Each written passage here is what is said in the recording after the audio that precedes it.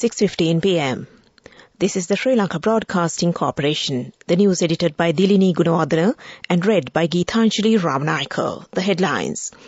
The President emphasizes the need to re-evaluate both the political and economic systems within a new approach. The budget provides many concessions to various fields. The cost of living allowance of all government servants is increased by 10,000 rupees. A series of comprehensive education reforms are to be implemented. 4 new universities will be established. 50,000 families in Colombo will be provided housing rights. Foreign news, David Cameron is appointed the Foreign Secretary by Premier Rishi Sunak.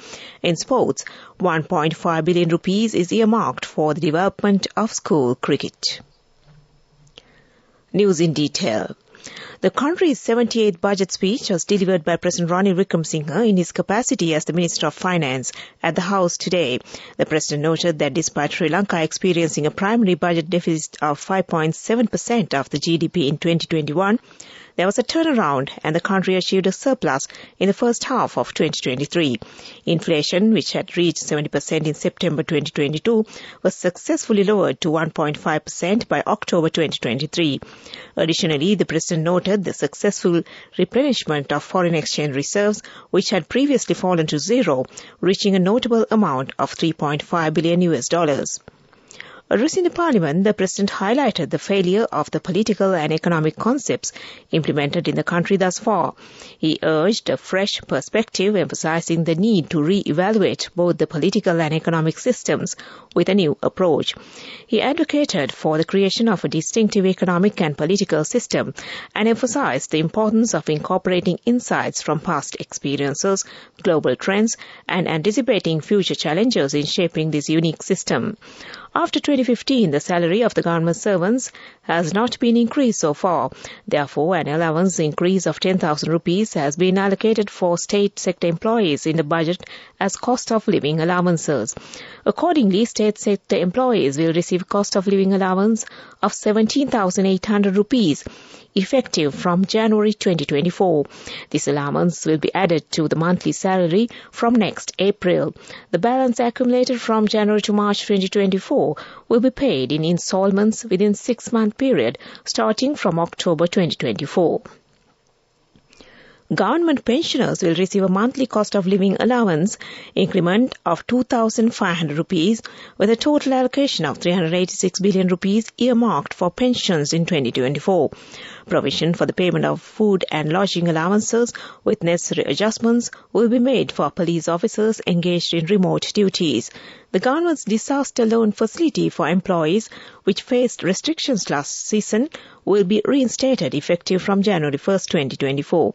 A concessional loan scheme of around 30 billion rupees will be introduced with the support of the Asian Development Bank for small and medium enterprises to be further strengthened, encouraged and facilitated.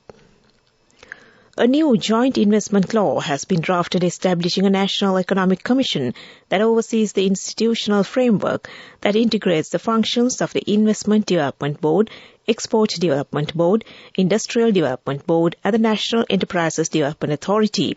The President proposed to establish new investment zones centered in Hambantota, Jaffna, Trincomalee, Bingiriya and Kandy. A financial allocation of 2 billion rupees will be made for the basic activities of the construction of the Hinguraggoda International Airport. This decision was taken in consideration of the fact that construction activities of the proposed airport are yet to be implemented. President Ranil Wickremesinghe further revealed in the budget speech that a series of comprehensive education reforms are due to be implemented. Accordingly, a group of 25 experts have been appointed to prepare a new national education policy framework, which was adopted by the Cabinet. Under these reforms, several key institutions are slated to be established, including the Higher National Council on Education, National Higher Education Commission and the National Skills Commission. Further details in this regard will be revealed in Parliament by Minister of Education within the next fortnight. Speaking further in relation to the expansion of the state universities, the President noted that 4 new universities would be established considering the current trends for the technical sector. Accordingly, the Seethawaka Science and Technology University, which Lalit Atlatmulli Postgraduate Institute will be incorporated, Kurunegala Technology University and the Kothalawala Defence University, Management and Technology University and the International University of Climate Change are slated to be established. Furthermore, the head of state also highlighted the need to enhance state universities to suit the modern era, adding that a program to do so will be initiated starting with the University of Peradeniya. 500 million rupees will be allocated for the initial development activities of the program aimed at the centenary celebrations of Peradeniya University in 2042. Meanwhile, rules and regulations will be adopted to convert 4 private institutions into private universities as part of the new reforms. An education university will be established by integrating the 19 prevailing colleges of education. A new technology university will be established in Kandy under the guidance of IIT University in Chennai, India. India will fully support this endeavour. This news broadcast comes to you from the Sri Lanka Broadcasting Corporation.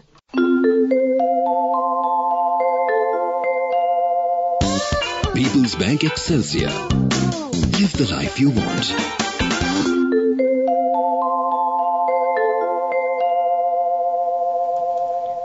The allowances for kidney and elderly persons would be increased in 2024. Accordingly, the head of state emphasized that the current monthly allowance of 5,000 rupees granted per individual suffering from kidney disease would be increased up to 7,500 rupees by next year. He added that this is almost a 50% increment. The number of beneficiaries who receive a relevant allowance stand at 130,000 as mentioned by the President. Meanwhile, President Wickremesinghe also proposed through the 2024 budget to increase the monthly allowances granted for elderly persons up to 3,000 rupees in 2024. A sum of 2,000 rupees is currently paid to an elderly individual. The collection of rent from houses provided on an interest basis to urban low-income families will be entirely halted. Instead, efforts will be made to transfer the ownership of these houses to their respective occupants. The President mentioned that houses constructed under various urban development programs have been rented to low-income families and a monthly income of 3,000 rupees is levied from them. By the completion of this program to provide land and housing rights to the people, the President said approximately 70% of the people of this country will become the owners of land and houses. Meanwhile, it was further noted that the government intends to grant land ownership to estate dwellers and build houses for them. The government has earmarked 4 billion rupees as the initial step in this regard. And that ends local news for now. People's Bank Excelsior, a comprehensive banking services package with a branded checkbook as well as debit and credit card exclusively for you. People's Bank Excelsior, for professionals who dare to dream. The main news story is brought to you by Sinhala Mahatma. The President pledged to allocate 500 million rupees to develop a national program to enhance English literacy in Sri Lanka. He said this 10-year program aims to provide English literacy to all citizens by 2034. The President further noted that the country's youth who are not eligible to university education should be given opportunities to obtain local and foreign jobs. The importance of creating opportunities for adults working in the public and private sectors to obtain new knowledge was emphasized as well. As such, the President proposed to allocate 150 million rupees to the Sri Lanka Foundation for the necessary technical and physical modernization projects for conducting training courses and delivering services. And that was the main news story. The main news story was brought to you by Sinhala Mahatma. On to Watchlight, due to the increase in daily dengue cases, Dr. Nalini Ariratna, Director of the National Dengue Control Unit, has announced that a 5-day special dengue control program will be organized in the districts of Colombo, Gampaha and Kalutara. Dr. Ariratna stated that the current rainfall could lead to a future increase in dengue cases. The dengue control unit strongly advises residents to remove potential mosquito breeding sites in their surroundings. And that was Watchlight. On to world news, the headlines. David Cameron is appointed the Foreign Secretary by Premier Rishi Sunak. UN flags are half-mast for the staff killed in Gaza.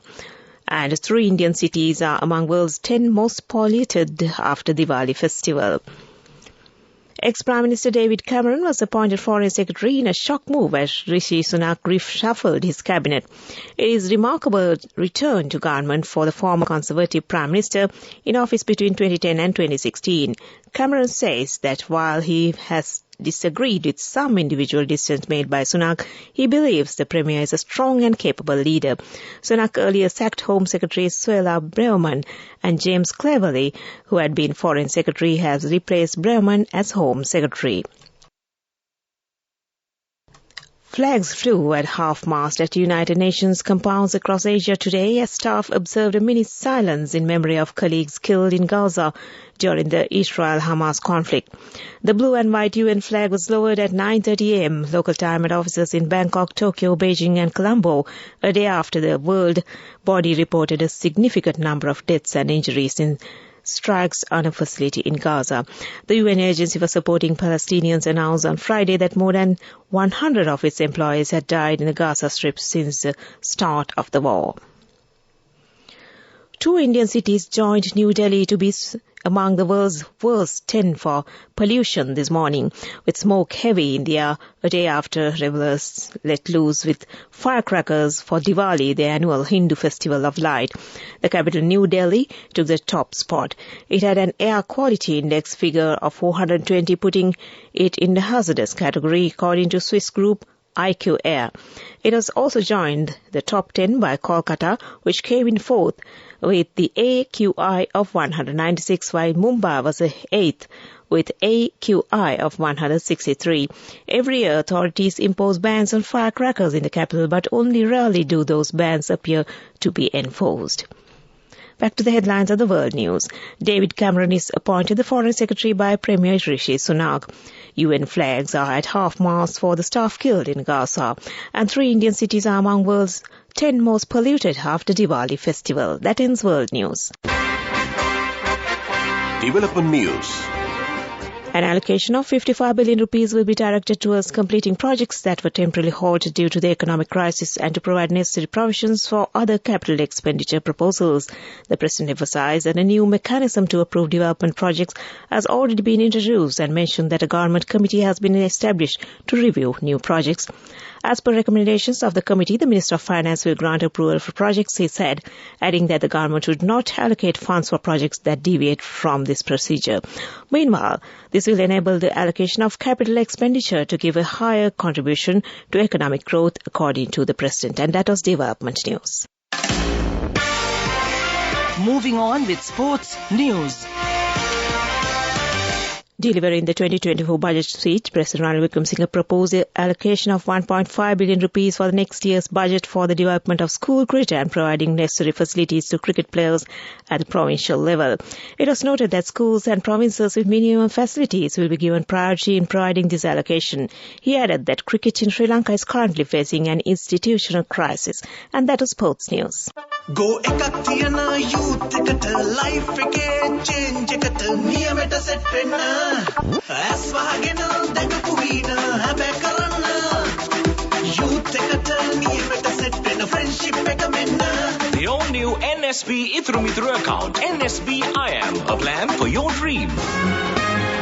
Business News, sponsored by National Savings Bank, the safest place for your money.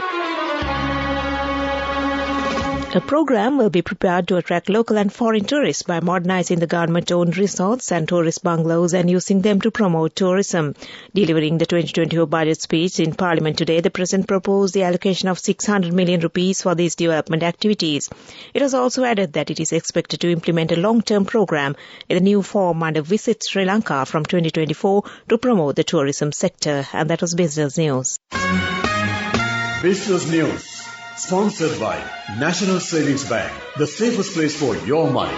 Go ekak thiyana youth එකට life එකේ change එකට නියමෙට set වෙන්න ඇස් වහගෙන දැකපු වීන හැබැයි කරන්න youth එකට නියමෙට set වෙන්න friendship එක මෙන්න The all-new NSB Ithru account. NSB IM, a plan for your dream. Auto economic news. In 2024, a comprehensive 10-year multi-purpose rural and community development program will be launched, covering 89 divisional secretaries in Hill Country. A provision of 10 billion rupees is allocated for this initiative in the year 2024. This was disclosed by the President while presenting the budget to the Parliament, and that is economic news. Weather report.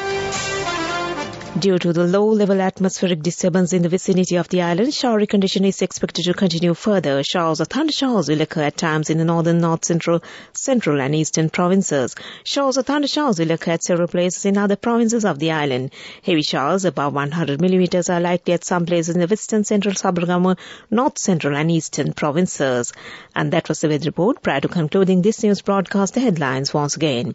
The President emphasizes the need to re-evaluate both the political and economic systems with a new approach. The budget provides many concessions to various fields. The cost of living allowance of all government servants is increased by 10,000 rupees. A series of comprehensive education reforms are to be implemented. 4 new universities will be established. 50,000 families in Colombo will be provided housing rights.